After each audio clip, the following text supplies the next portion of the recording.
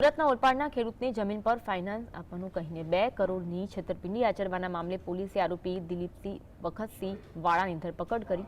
આ બનાવમાં ફરિયાદીને પોતાની જમીન પર ફાઇનાન્સની જરૂર હતી, જ્યાં ફરિયાદીનો સંપર્ક આરોપી સાથે થયો, જેમાં આરોપીએ ફરિયાદીને જમીન ઉપર રૂપિયા 2 કરોડ આપવાનું જણાવ્યું। ગત 28 ઓક્ટોબર 2024ના રોજ આરોપીએ પોતાના અન્ય મિત્રો સાથે મળી ફરિયાદી સાથે ગુનાહિત કાવતરું રચ્યું હતું, જેમાં ફરિયાદીની જમીન પર 2 કરોડની રકમ ફાઇનાન્સથી જમીનનું વેચાણ દસ્તાવેજ કરાવી લીધો।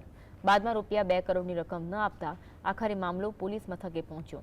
આ બનાવમાં કુલ 5 આરોપીઓની સંડોવણી બહાર આવી, જેમાં હાલ ઇકોસેલ પોલીસે આરોપી દિલીપસિંહની ધરપકડ કરી આગળની કાર્યવાહી હાથ ધરી છે।